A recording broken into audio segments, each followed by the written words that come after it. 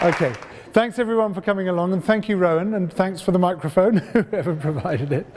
One of the questions I'm asked most often is why don't I despair? And given that my job basically consists of rolling in the excrement of humanity, and I'm not just talking about my recent encounter with Piers Morgan, why is it that I bother getting out of bed in the morning? And in truth, sometimes I do. Sometimes I do despair. Sometimes it all becomes a little bit overwhelming. But what keeps me going is the recognition that political failure is at heart a failure of imagination. If you are staring at the wall and failing to see the cracks in it, that's because you're not looking at it right. You've got to look at it from a different angle, in a different light, and there will always be cracks. And this belief has been reinforced for me over the past couple of years by 4 observations. And I can't say anything for their originality, that they're just new for me. I know the first one certainly isn't original. And the first one is that it's not political parties or leaders who run the world, but big political stories. If you look at the history of the past 70 years, for example, you can see it as being divided up, almost 50-50, 35 years and 35 years, between 2 big competing political narratives. The first one, Keynesian social democracy, and the second one, neoliberalism. And while those narratives were, and in the second case are, still at their peak, they infected the minds of people across the political spectrum. It didn't matter whether you were Labour or Conservative, Democratic or Republican, you accepted those narratives as the prevailing common sense. So during what the French call the Trente Glorieuses, 1945 to 1975, when Keynesian social democracy was the dominant political narrative, everyone was a Keynesian. Even Richard Nixon is alleged to have said, "We are all Keynesians now." If you deviated, if you challenged that doctrine, you had some explaining to do. And then when that fell apart in the late 1970s, the neoliberals turned up with their new story, and within a few years, everyone basically became a neoliberal. And what was clear to me from that is that it's those stories which seize the public mind that determine the direction that society takes. It doesn't matter who you think you are as a politician. What you end up articulating is the dominant version of common sense. But the second observation is perhaps more interesting. And this is that though Keynesian social democracy and neoliberalism are diametrically opposed to each other, and I'll explain them in a moment, and hate each other's guts, they use exactly the same narrative framing to tell their story. And this framing is what I call the restoration story. And it goes like this. Disorder afflicts the land, caused by powerful and nefarious forces working against the interests of humankind. But the hero of the story, who might be one person or a group of people or even an institution, confronts those powerful forces and, against the odds, overthrows them and restores order to the land. That's the basic structure of the restoration story. And the restoration story is one of those stories to which our minds are pre-attuned. We are creatures of narrative. When we try to navigate the world, we don't do so using the kind of sense that mathematicians or scientists might recognize.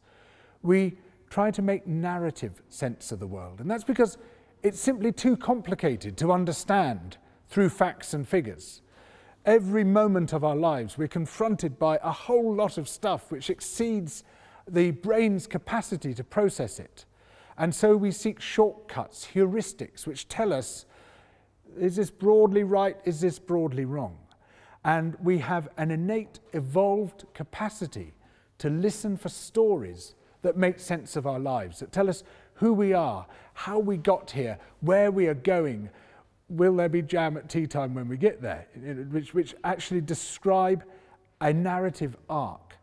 And within that narrative arc, we look for particular stories. It seems that there's a set of archetypal stories that resonate with our minds. Our minds are pre-prepared to hear those stories.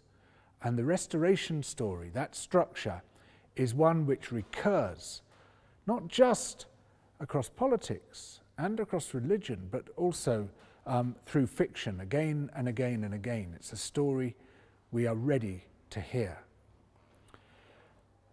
And so when applied to the Keynesian social democratic story, it goes as follows. The land is thrown into disorder caused by the greedy, grasping behaviour of the economic elite during the Victorian and Edwardian eras, who managed to accumulate almost all the wealth of society, put it in their own pockets and leave everybody else with poverty and debt. As a result, they caused massive disruption which culminated in the Great Depression. But the hero of the story, the enabling state, supported by the middle and working classes, took on those powerful and nefarious forces and against the odds overthrew them and restored order to the land in the form of robust public services, a strong social safety net, public spending into the economy, which turned into private spending, generating employment and income, and greatly improving the lives of people across society, thereby restoring order to the land. The neoliberal story goes as follows. This is the story they tell. It's not quite as things really are, but what the way they tell it is disorder afflicted the land, caused by the overweening power of the collectivizing state.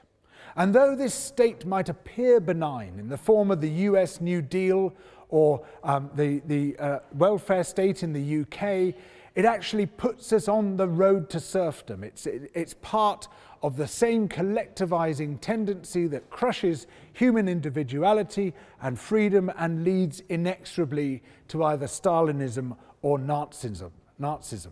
But the hero of the story, the freedom-seeking entrepreneur, will take on these powerful and nefarious forces and overthrow them, and in doing so will restore order to the land in the form of freedom and individualism and opportunity.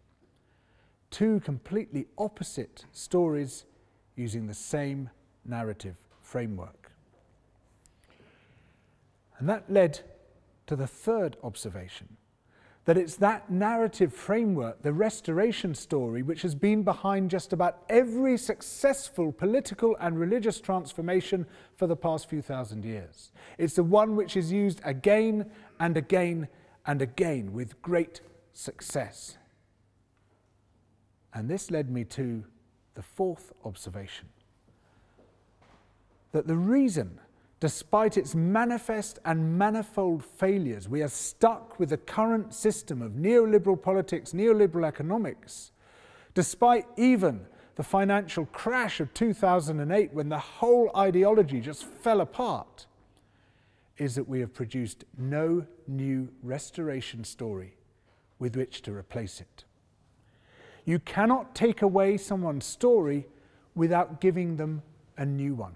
If you try to confront a virulent, powerful story with facts and figures, they just bounce straight off. This is what I've found over years during the climate wars. You'll get someone saying, aha, these climate scientists, these self-serving people, they've made up this whole thing to line their pockets, because we all know how rich climate scientists are, much more lucrative than going into the oil industry, to line their own pockets and to tax us and to regulate us. But we're not fooled by this. We know it's all rubbish. And you say, well, actually, that's not entirely true, because if you look at this paper in Geophysical Research Letters, you'll see that the data trend in this way. It's just all you get from that is reactive denial. It doesn't work at all. Facts and figures do not displace a story, however wrong that story may be and however right the facts and figures may be. Hillary Clinton, take note. If you want to change the world, you have to change the story, because the only thing that can displace a story is a story. That is what works in politics. Now, you might say, okay, we've got this model. Maybe I should explain neoliberalism a bit further, because what it says it is not quite what it is. Neoliberalism basically is an overarching philosophy. It's not just about economics and not just about politics, but it's really a description of human beings and a description of what we ought to be. And what it says is that human relations should be conceived as market transactions, that we should see ourselves as buyers and sellers. Our relationships to each other should be defined in that way. And that idea of the market, the commercial sphere, should penetrate every aspect of our lives, because that is the way by which the natural hierarchy of winners and losers can be discerned. You can tell who the natural winners are because they're rich. You can tell who the natural losers are because they're poor. They deserve to be poor. They are the parasites, the freeloaders, the deviants who aren't working hard enough, the shirkers, the scroungers. That's what the story tells us. This is what Friedrich Hayek and Milton Friedman and Ludwig von Mises and others, the founders of neoliberalism, that's the story which they've put out there again and again.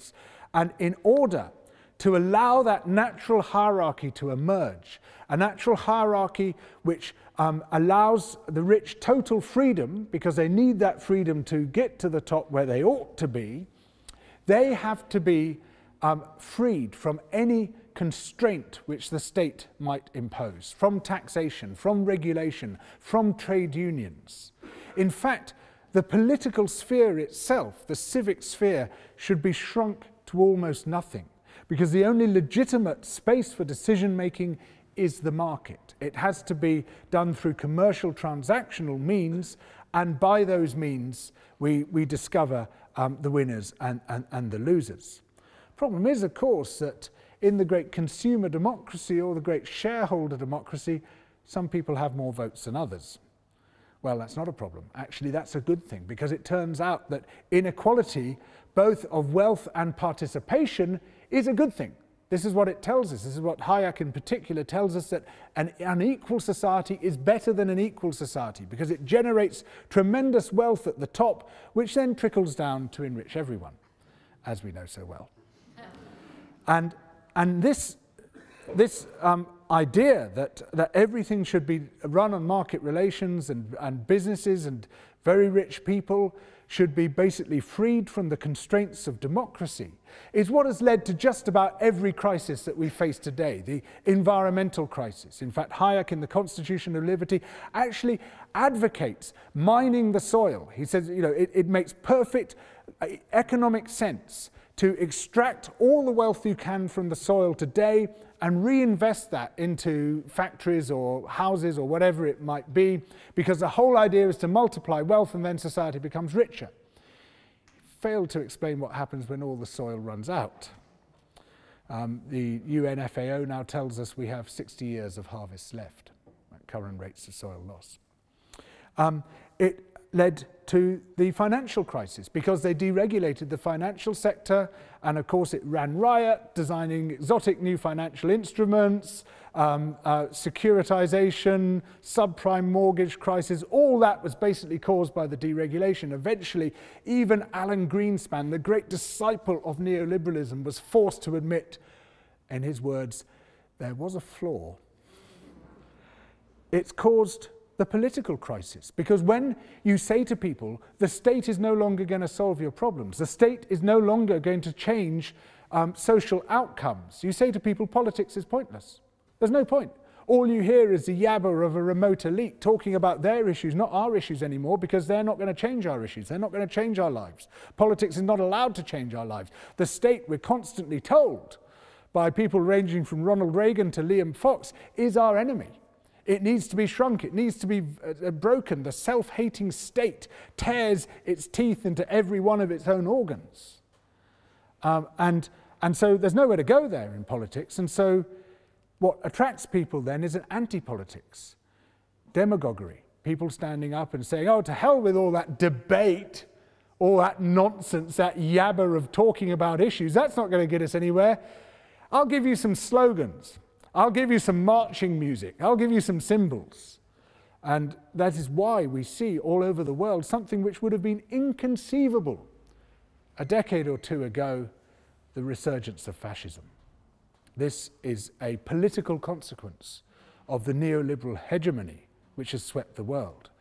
But it's worse still than that, because we have internalized and reproduced this doctrine to the extent that we've come to see the world as this hegemonic doctrine sees it. And just as the rich congratulate themselves on their wealth, forgetting the fact that they might have inherited it, that they have their education, their contacts, their confidence, all the rest of it that other people don't have, the poor blame themselves for their poverty. If your credit card is maxed out, never mind that the costs of housing are impossible, you're a feckless, irresponsible person. If you haven't got a job, never mind the fact that there's structural unemployment, you're unenterprising and slovenly. If your kid's unfit, never mind the fact that they've sold off the school playing field, you're a bad parent. And we start to internalize this. And so all the different forms of alienation which this system has created coalesce into psychic rupture. And we see epidemics of mental health distress of all kinds, afflicting people, anxiety disorders, social phobia disorders, eating disorders, self-harm, so many things just hammering us, because we are told that, well, we've got to fight like stray dogs over a dustbin, and that does terrible things to our minds. And yet, despite that huge range of failures, here we are stuck with neoliberalism, because after the Great Depression, John Maynard Keynes, he sat down, he was already working on it, and he sat down, he wrote his general theory and said, here's a new story. When Keynesianism fell apart in the late 70s, the neoliberals had been working on their story for the past 40 years. They had it all mapped out, they knew exactly what to say, they'd worked it out again and again, and they came out and said, here's your story, and everyone, thank goodness there's an alternative. When neoliberalism fell apart in 2008, its opponents came up and said, oh, actually we don't have anything. No one had bothered even to look at why certain politics becomes successful and certain politics doesn't. No one had even bothered to notice that you need a story, and it has to be a new one. The only responses people had were either to double down on neoliberalism, think of Cameron and Osborne with their austerity and all the rest of it, following the financial crisis, to offer a sort of slightly softened version of it, or to try and disinter the body of poor old Lord Keynes and pump him back to life.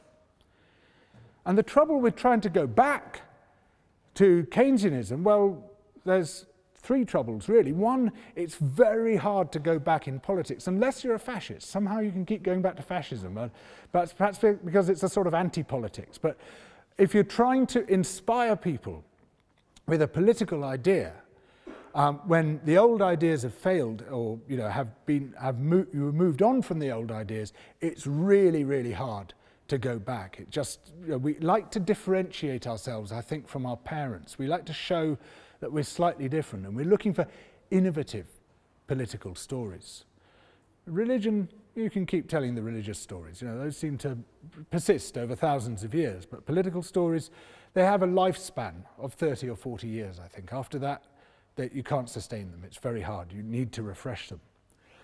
Second reason, and this is a more important reason, was that Keynesian social democracy didn't fall apart accidentally. It was torn apart over the course of many years by the power of global finance. It pulled down the capital controls. It pulled down the fixed foreign exchange rates. It pulled down any attempt to create a balanced global trading system, all of which Keynes saw as absolutely essential concomitants to his domestic agenda. Because basically, if you're in a country with porous financial borders and you try to do the classic Keynesian thing of stimulus spending, of sort of pouring public money into the system in order to then boost the economic health of that system, you're pouring it straight out of the borders and into another country.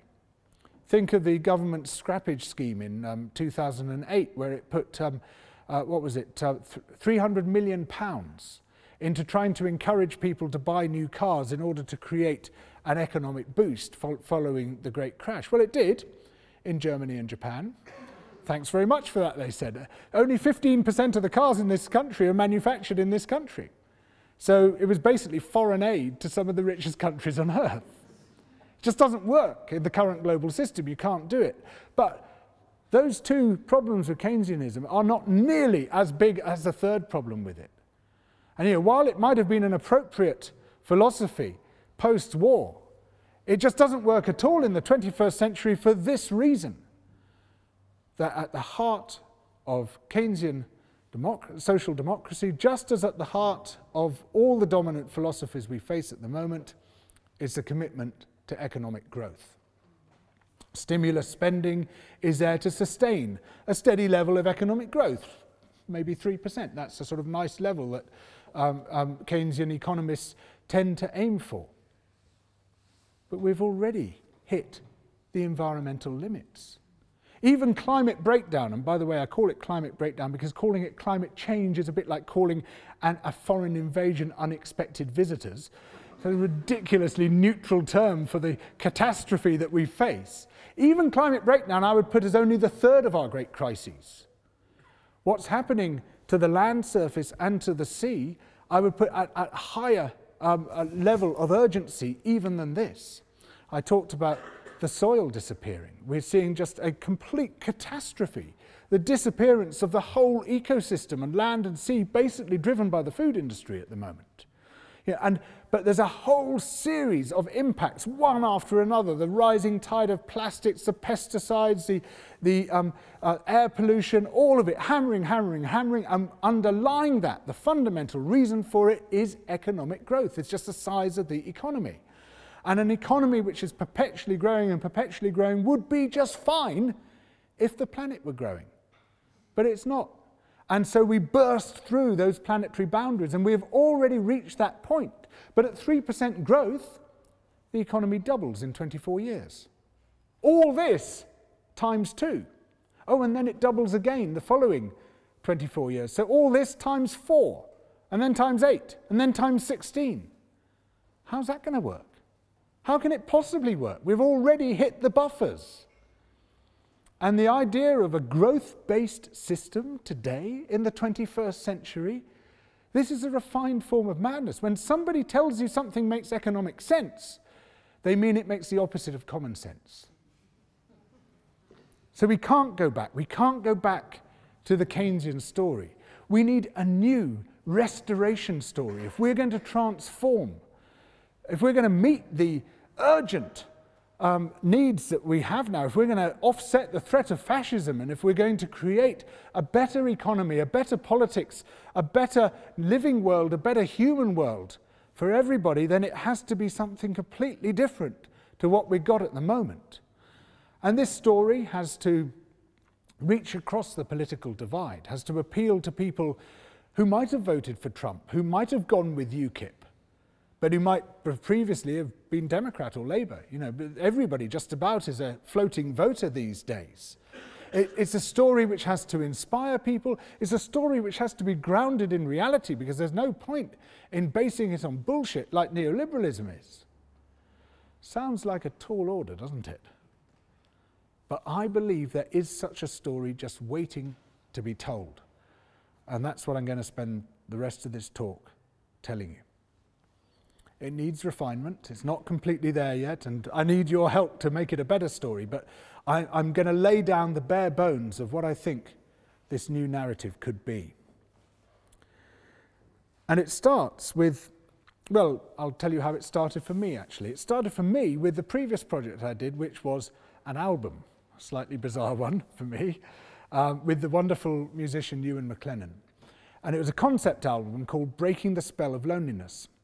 And you know, it was inspired by this epidemic of loneliness. It was a world of 7 billion people, and loads of them with no one they call a friend, no one to confide in, no one to lean on. And so one of the first things we wanted to know was, why is it that loneliness is such a big deal for us? Why does it have these devastating consequences? Because it turns out to be catastrophic for our mental health and indeed for our physical health.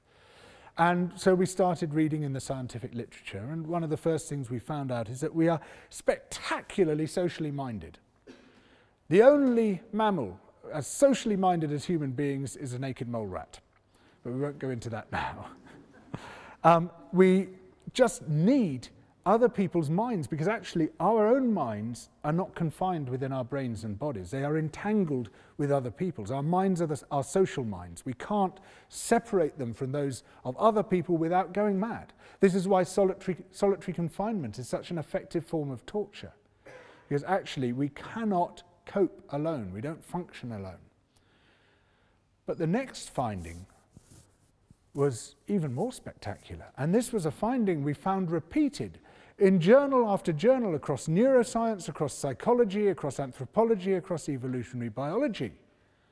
And this is, in the words of an article in the journal Frontiers in Psychology, that human beings are spectacularly unusual when compared to other species, not in terms of our tool use or our communication or whatever it might be, in terms of our altruism. Our altruism? You've got to be joking. Look at what we do to each other. Look at what we do to the world that surrounds us. And yeah, we have been known to do some pretty bad things. But actually, when I say we, it's not really we. There are these outliers, these highly atypical characters who we sometimes classify as psychopaths. And unfortunately, they're in charge. And I'm not kidding, they really are. When you look at the psychological profiling of sort of leaders of industry and political leaders and stuff, they are wildly atypical. There was one study looking at patients in Broadmoor Special Hospital, diagnosed, you know, this is people who have been sort of diagnosed criminally insane, put into Broadmoor, and these were people who had been diagnosed with psychopathic personality disorders. And then they interviewed some chief executives of major corporations, and found that on certain indicators of psychopathy, the executives were further along the spectrum than the patients in the hospital. And basically, if you're a psychopath and you're born into a poor family, you go to prison. If you're a psychopath and born into a rich family, you go to business school. Second line of evidence, Donald Trump. So, you know, we have these wildly atypical people, and we look at them and think, oh, that's what we're like. No, sorry, that's not what we're like. And then we watch the news and say, oh, God, look, aren't human beings terrible? Look at the awful things we do. But hey, the news is about the awful things that people do. If it bleeds, it leads. That's what I was always told. One of the reasons I left the BBC was I was working for the World Service doing current affairs as a program producer, and it was a very slow news day. And what's our top headline going to be? What's our top headline? Suddenly, the studio doors burst open, and there's the editor, claps his hands together and say, "Great, 110 dead in Sri Lanka." You know, this is how the news works, and our minds are already attuned to danger. You know, we're looking out for the bad things people do because they might do bad things to us. So we're ready to see that stuff. And the news is saying this is the stuff that's happening all the time. But are you like that? When you came in here and had your beady eye on the best seats, in other words, as far away as possible, did you elbow everybody else out of the way to get them? Did you trip people up so that you could get in there first? Did you let the door swing into the person behind you? If you saw someone who was a bit frail and struggling with a bag, did you just say, ha ha, look at him, or did you maybe help them? Every day we commit hundreds of acts of economically irrational kindness to other people, but they're so familiar we don't even notice them. And this isn't reciprocity that we're talking about here. If you give money to a homeless person, you're not expecting them to give you money back. If you send money to a charity on the other side of the world, you're not expecting any material benefit from that. And amongst these quotidian acts are spectacular acts. People I know taking refugees into their homes and treating them as members of their own families. My Dutch mother-in-law's family, during the German occupation, took in a 6-year-old Jewish boy, a total stranger to them, and kept him in their house for 2 years, fed him and everything as well.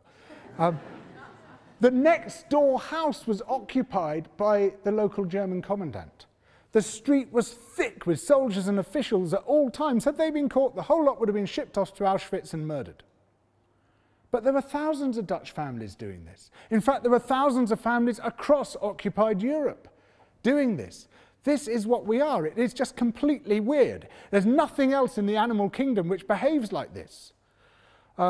There is an interesting journal article I read which said Homo Economicus. You know this term the economists use, Homo Economicus, which is meant to be what we are. Self-maximizing man is what it means. It's always man, and the picture's always of a man with a briefcase. Self-maximizing man, grabbing as much as he can, as much wealth and power. And this is the modeling they use. They say people are like this, so if we do this, how will people respond? Because they assume that, and this article in the Psychology Journal says Homo economicus is actually an excellent description of chimpanzees. Basically, that's how, I mean, I love chimpanzees, but you know, I wouldn't want to be a stranger in a chimpanzee troop, because basically if a stranger turns up among a strange chimpanzee troop, they are highly likely to have their arms ripped off. I'm not joking. Now, here we are, mostly strangers to each other. How many people had their arms ripped off this evening? If you have, could you ask your neighbour to hold your hand up, please? Look, I mean, you know, this is spectacular. You know, highly intelligent mammals not killing each other.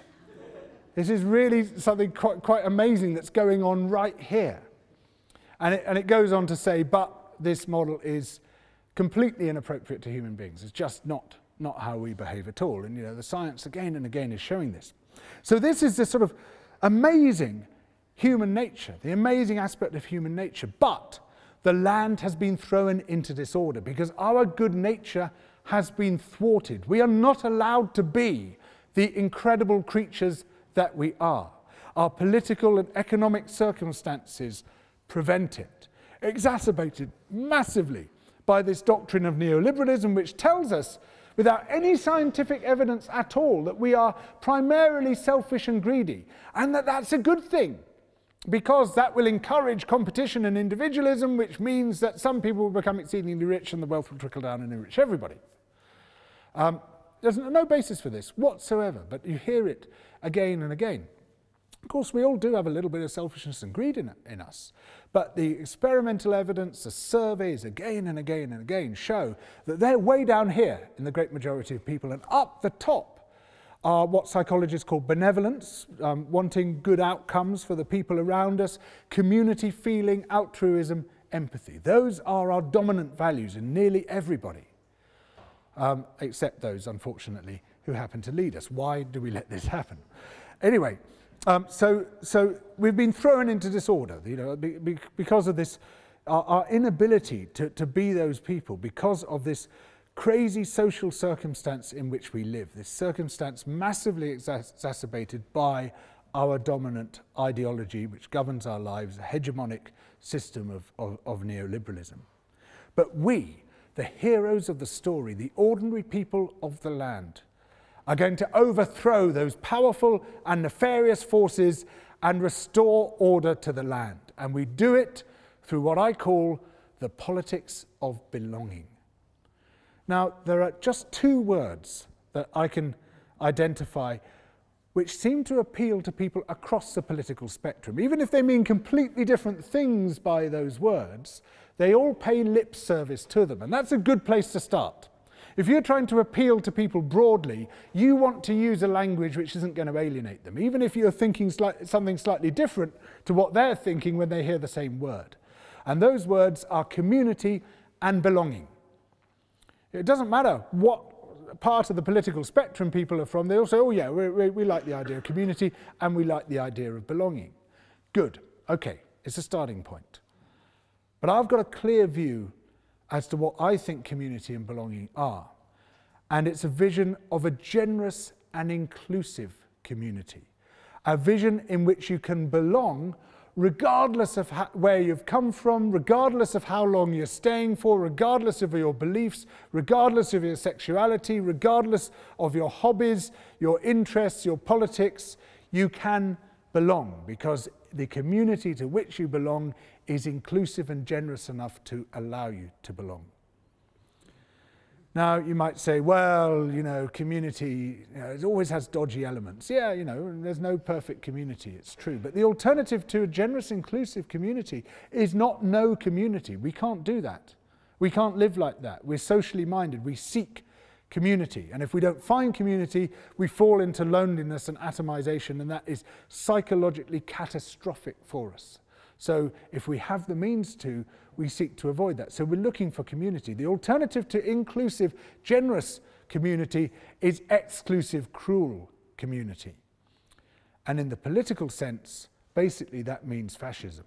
Because fascism, its appeal is basically a community appeal. It says, you can be people like us, marching to the same tunes, wearing the same uniforms, stomping your boots on the same people. We are going to be the dominant community which is going to crush everyone else. And it gives people a sense of belonging. It gives people a sense of being something bigger than themselves. It gives people a sense of being in tune with others, but in an exclusive and destructive way. But, you know, if there's nothing else on offer, that's what people are going to take.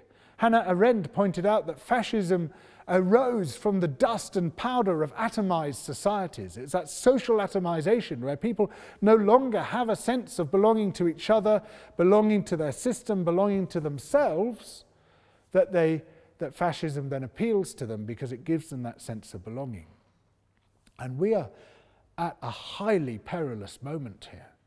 You know, we're seeing political collapse taking place. We're going to see economic collapse taking place again pretty soon. The next financial crisis can't be far off when you look at the levels of indebtedness, when you look at the subprime crisis in both houses and cars at the moment. A whole lot of indicators show it's coming. And what with Brexit on top of it, you know, things are not looking great there. We have to step in with a vision of inclusive and generous community, otherwise we're going to see a very different vision of community taking hold to fill that void. So what does this look like? Well, I'm going to mention just two elements of it. I could go on all week with examples and ideas and ways, but I'm just going to mention a couple of elements which are illustrative. So please don't regard this as a comprehensive picture. And the first of these is the creation of what practitioners call a participatory culture, a culture in which people do things together.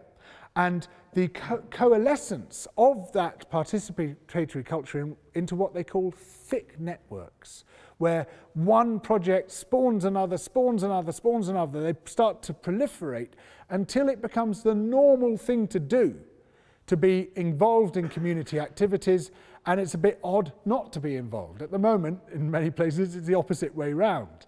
And there's quite a sort of high fear threshold to get over before you join a community group in many places. You think, oh, that's for weirdos, you know, whereas actually what you need to do is to normalize it. So this is what people just do. This is the common sense of community, is to do things together. And there's a very interesting study by the London Borough of Lambeth, a great big 400-page job, looking all over the world at the best examples of how this works.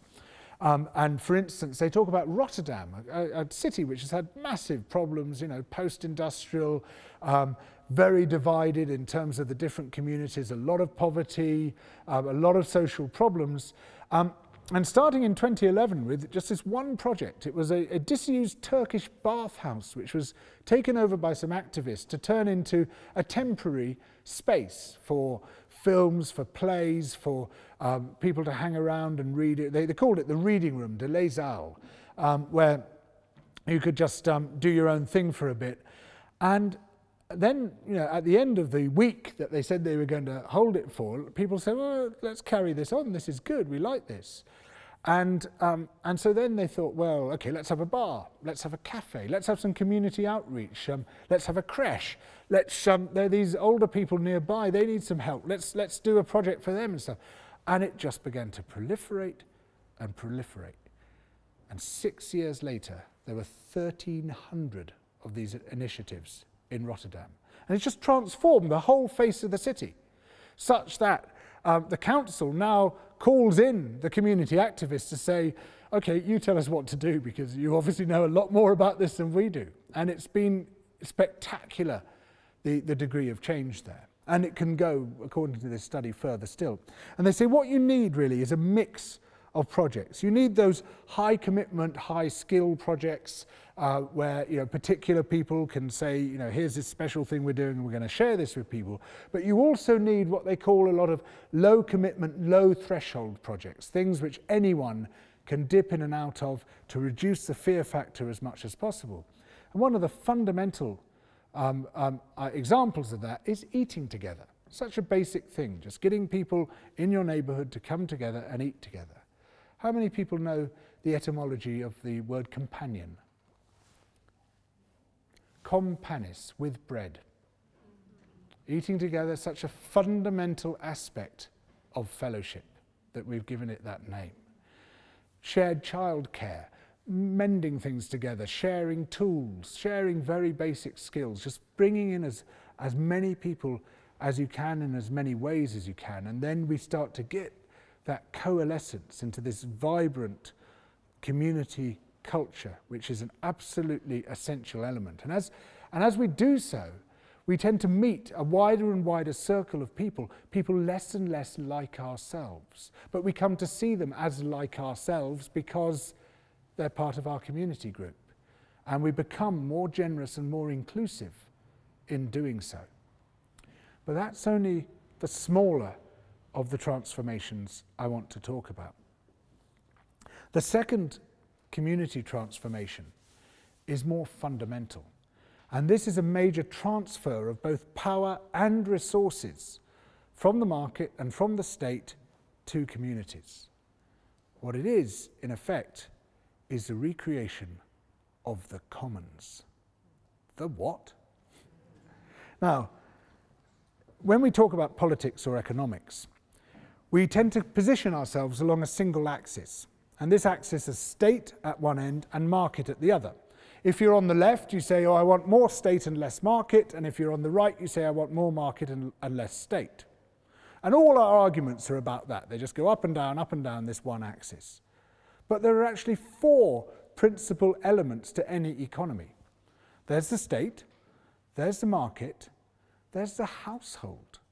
Some people call it the core economy, because without the household, there's no other economy at all. If children are not fed and watered, do you water children? Whatever, and loved and taken to school, they can't become functional adults. They can't participate in any other economic activity. And because economics and politics perennially neglects the household, the role of women is devalued, because they're the main economic providers still within that household economy, but they become invisible to us. We don't see them. In fact, there's a very interesting book by Catherine Marcel called Who Cooked Adam Smith's Dinner?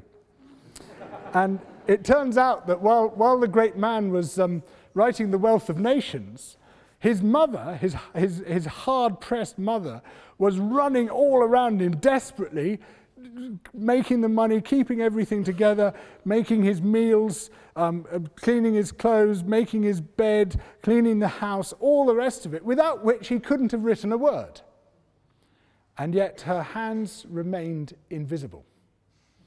He wrote that whole book without even mentioning the crucial economic role of the household.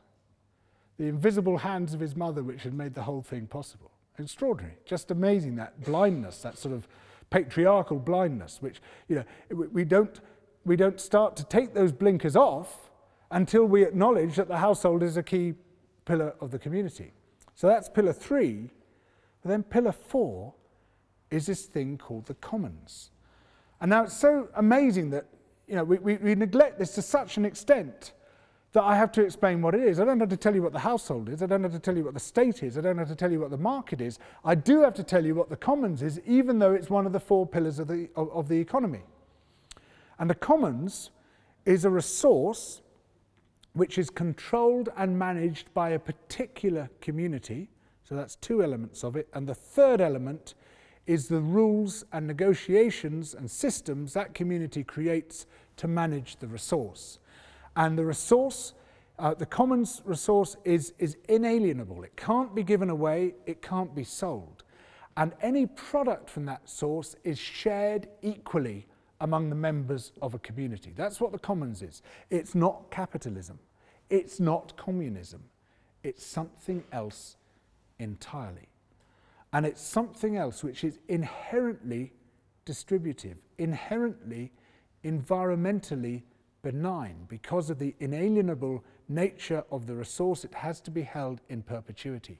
And it's something which was once the dominant economic pillar outside the household worldwide. Almost everything that we engaged with in terms of our economically useful resources, whether it was land, whether it was trees, whether it was fish, whether it was water, was held and managed in common. But gradually, the market and the state grabbed those resources through the process of enclosure, threw people out, destroyed their communities, and put those resources in their own pockets and took the money which resulted from it. This great theft, this great seizure of wealth. And this had many devastating consequences. If we take land, for example, where land was once almost entirely run in common, managed in common. The idea of private land ownership was totally alien to people worldwide until England in the 15th century. It's where it all began. 15th going into the 16th century, that's when the concept of private land ownership was hatched. It was just alien before then. And then that model was spread first to Ireland, then to Scotland, then to the rest of the colonies, and then other colonial powers picked it up, and it became worldwide the dominant model. And what they did was to just sweep in there, throw everyone off the land, and in throwing them off the land, then destroy everything that was on the land, turn the polyculture which people had maintained into a monoculture, principally in England, of sheep. The sheep, I tell you, oh, sorry, wrong talk. No, won't go there. Bloody sheep. Sheep. Commons, come on, get off the sheep, get off the sheep, don't think about sheep. And what happened is that in doing so, you disperse community, you destroy it. You sweep everyone off the land, people are anchored in the land. Your whole social life, your whole communal life, your whole ceremonial life was based on that land. And when you're thrown off and you've got nowhere to go but the slums, or sort of migrant labour force, or whatever you might be, then, well, you're in serious trouble in a whole lot of ways. I mean, I've worked with indigenous people on 3 continents, and I've seen what happens to them when they lose their land. Total psychic collapse. Collapse into alcoholism, into drug abuse, into all sorts of mental health problems. And I thought, gosh, that's terrible, what we've done to indigenous people. Then I came back to Britain, and I started reading John Clare's poems. Many people here familiar with John Clare? Anyone who's not, please read his poems. The greatest English poet, a peasant, a self-educated peasant, who described in his youth and his early adulthood this magnificent, magical world in which he lived, thronging with wildlife, with amazing habitats, with an incredible complexity and diversity of habitats, with the incredible people, all this rich, vibrant society that he described. And then in mid-adulthood, everything changes. It's like a black curtain coming down on his life because the enclosures turn up, the private landlords, and they sweep the land clean. They sweep everyone off it. They destroy all the beautiful features that he loved, that the people had protected all this time. And what happens to John Clare? He becomes an alcoholic and he dies in a lunatic asylum. The same thing happened to him as happened to the people I knew. And then I realized, wait a minute, this has happened to all of us. Regardless of where we are in the world, we are a post-enclosure society, and we wonder why we're so screwed up. This is us that we're talking about. We see what's happened to those indigenous people and say, oh dear, no, this is us. This is us.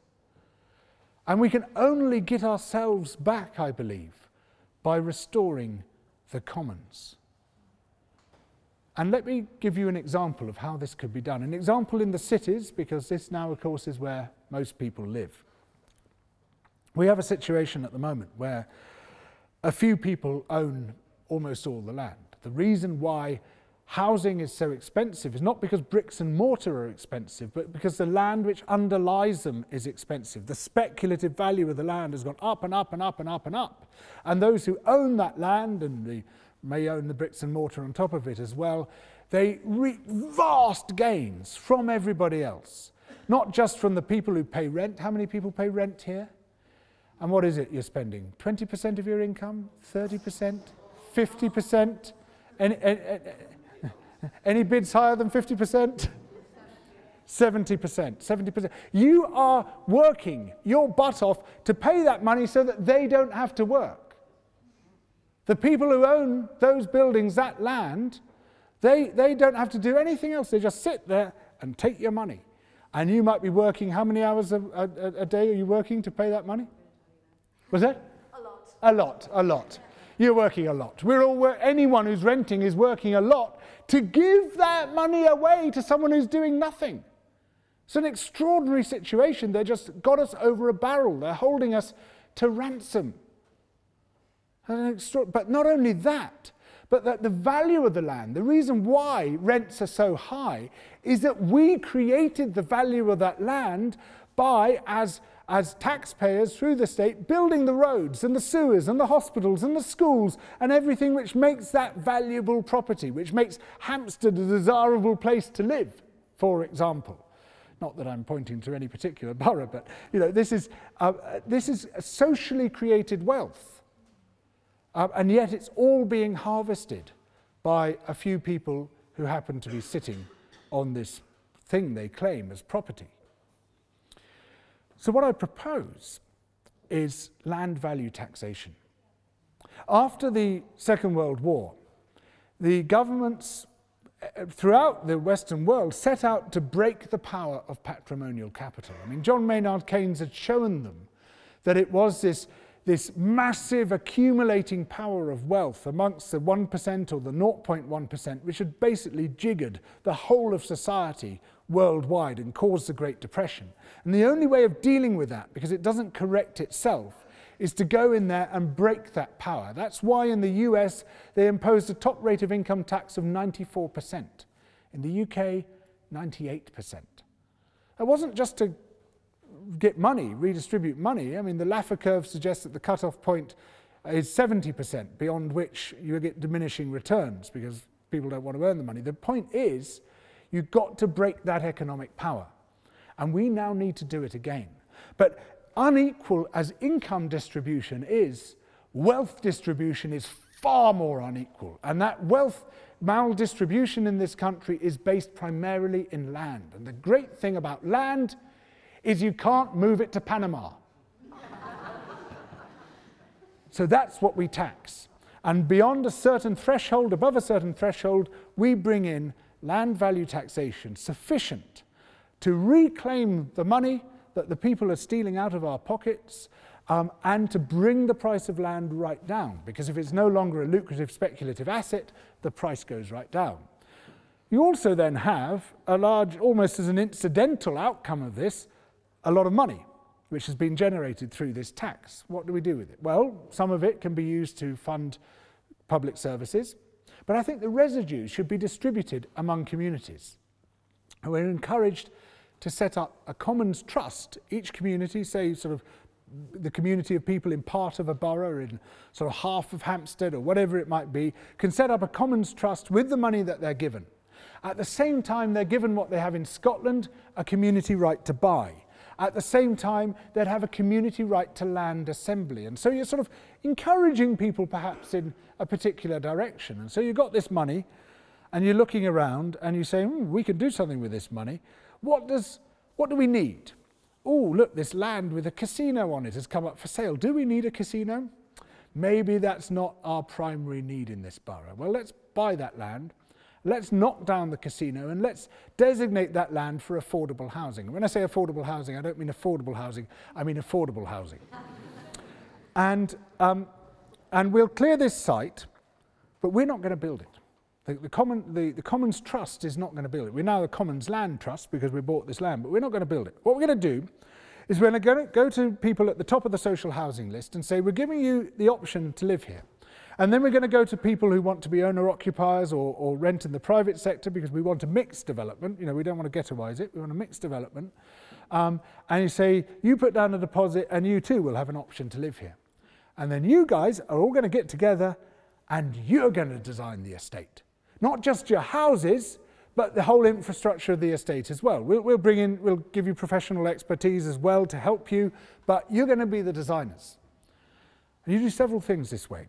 First off, what we see all over the world is that when people design their own estates, they do so to a far higher standard than the volume house builders who come along and say, here you are, like it or lump it, which means lump it.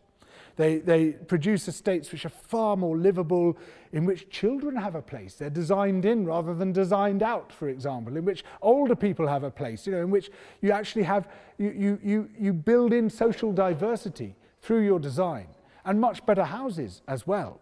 But you do another thing as well, because what's happened is that for 2 years before anyone's moved in, they've been having to work together. And so when they move in as a community.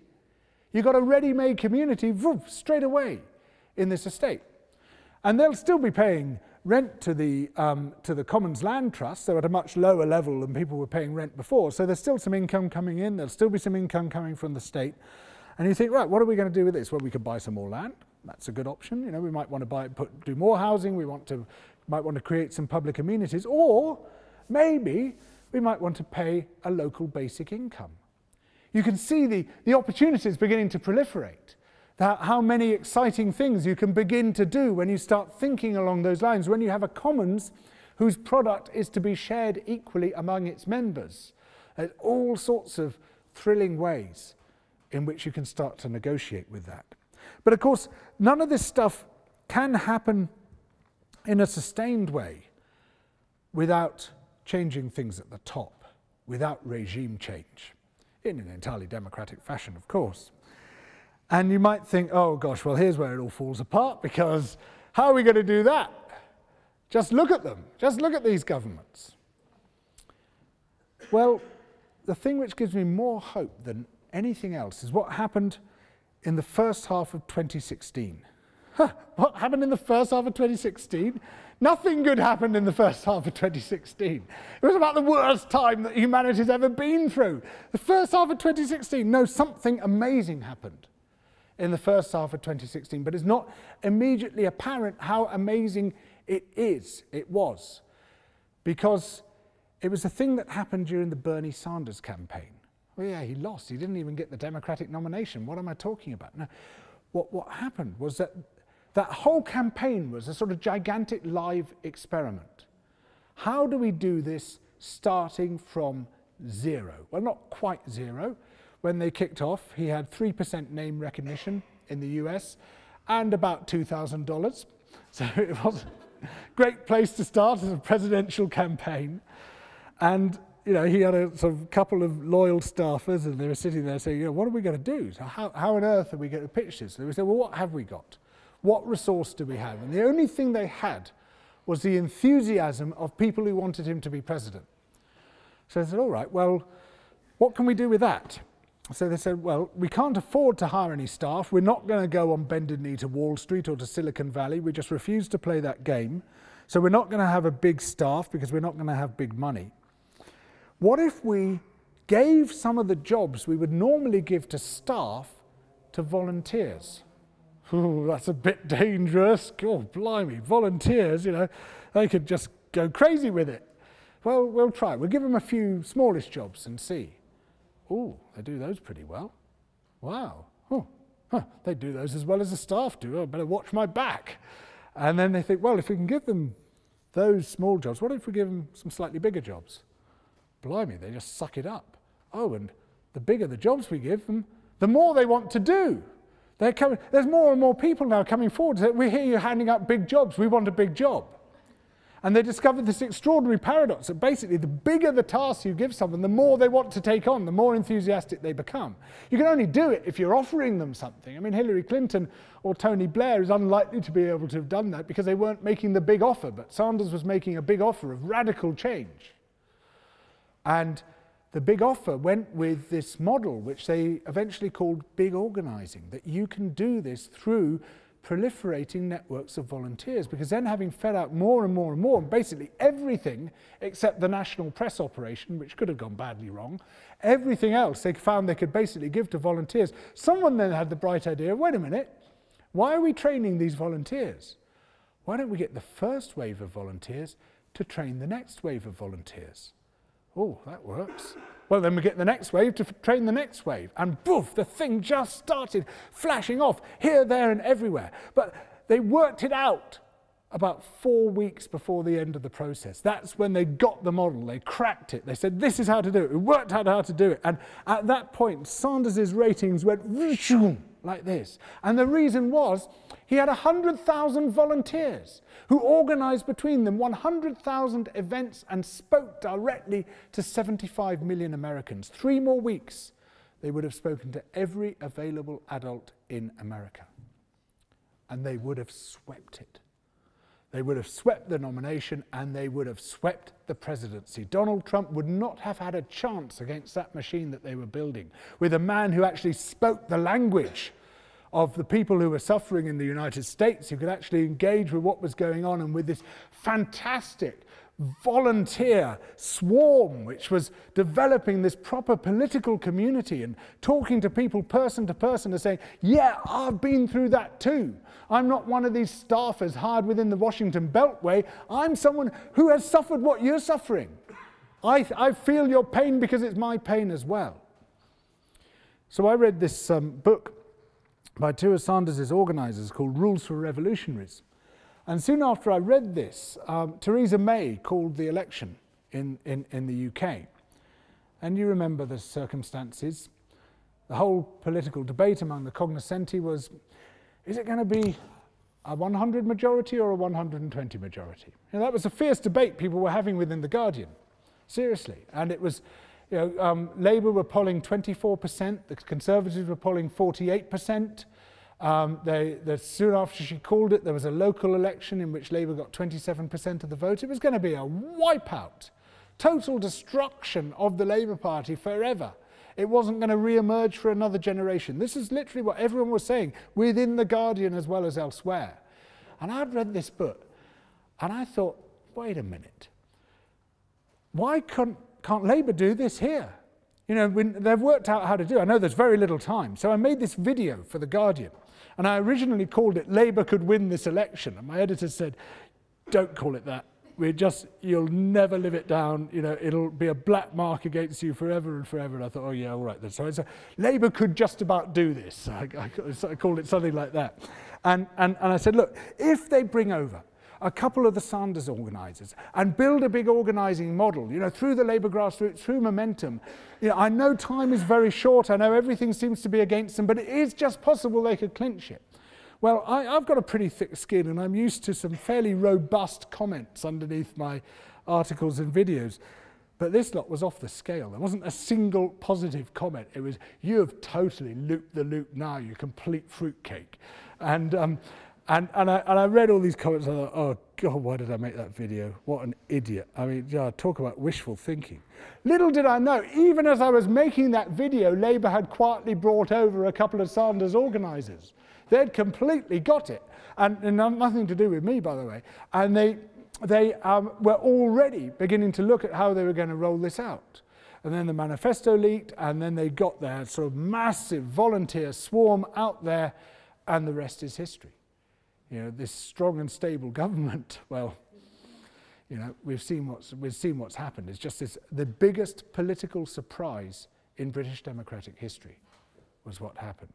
And remember, this model is in its infancy. We're only just beginning to understand what can be done. The Democrats have now asked the Labour Party to go over there and say, how did you refine and develop the model? Because they introduced all sorts of innovations over here which were new, and we just keep bouncing this backwards and forwards, and it seems to me that it can be applied to anything. This isn't just a matter of electing a party or a president. All sorts of campaigns that we want to engage with, we can use this same model. And it seems to me that if we combine this model with an effective and powerful new political narrative, a narrative that tells us who we are, where we are, why we got here, where we are going, a narrative that lights a path to a better future, then, my friends, we become unstoppable. Thank you.